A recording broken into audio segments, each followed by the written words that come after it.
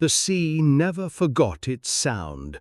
Wood creaked, ropes hissed, and the slow rhythm of waves filled the night. Somewhere in the dark hold of a ship, a sailor reached into a barrel. His fingers found a small disk, dry, cold, and harder than stone. He struck it once on the table, and a faint tap echoed through the galley. This was bread, they said, though it looked nothing like bread at all. No warmth, no scent, no softness, only endurance pressed into shape.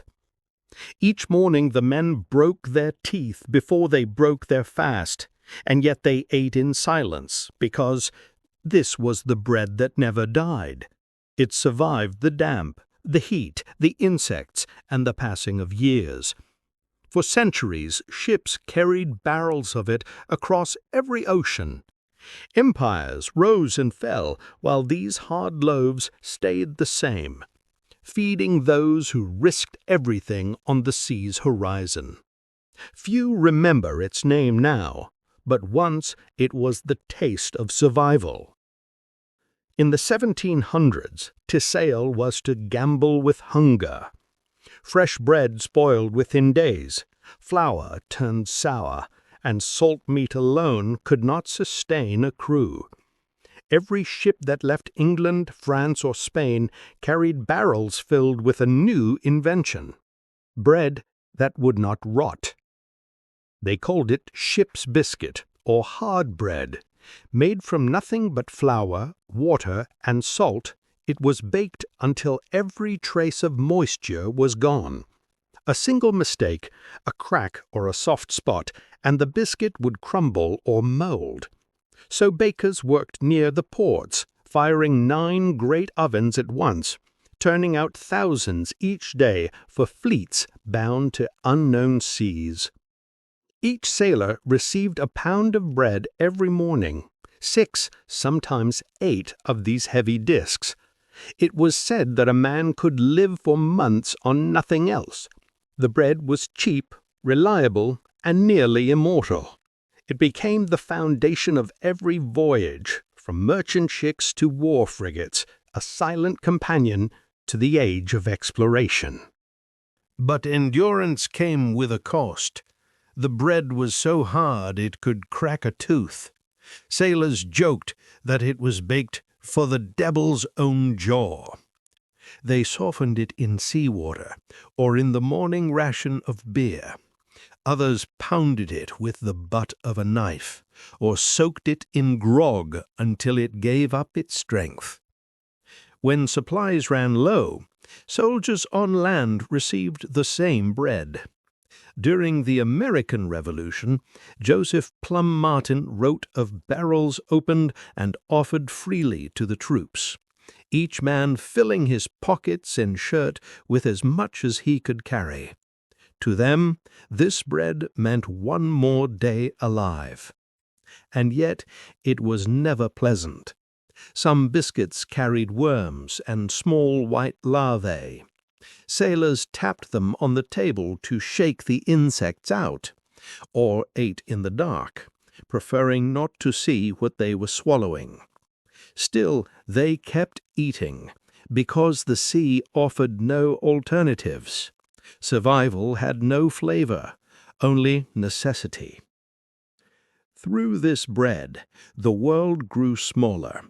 Without it, no empire could have lasted across oceans. Hard bread filled the holds of ships that mapped the world, that carried settlers westward, that fought wars on distant shores. By the late 18th century, the humble biscuit became an industry. Whole bakeries rose along the docks, teams of men rolling, piercing, and stacking dough into endless rows. Steam and fire replaced hands. Machines pressed the circles by the thousand. What began as a sailor's meal turned into a symbol of empire, proof that logistics, not luck, sustained nations. The bread fed explorers, traders, soldiers, and prisoners alike. It crossed oceans, survived climates, and carried the same quiet purpose wherever it went: to keep men alive until land appeared again. When the century turned and steam replaced sail, the hard bread began to vanish. Soft loaves returned to tables, and the old ship's biscuit slipped quietly out of memory. No one wrote its recipe. There was no need. It had never been a delicacy, only endurance in edible form. By the time the last wooden ships gave way to steel, the barrels of biscuits were gone, and few cared to remember them. Today, a rare example rests behind museum glass, cracked, pale, and still intact. It has outlived the men who made it and the oceans they once crossed. Its taste has faded, but its story endures. How simplicity, when pushed to its limits, fed centuries of courage. The bread is gone now. The sea keeps no records, only echoes. But if you listen closely in an old harbor, you might still hear the faint knock of a biscuit on a wooden table, a sound that once meant breakfast, survival, and hope. It was the simplest food ever made, and somehow it carried the weight of an empire. The bread that fed sailors for centuries has faded from memory.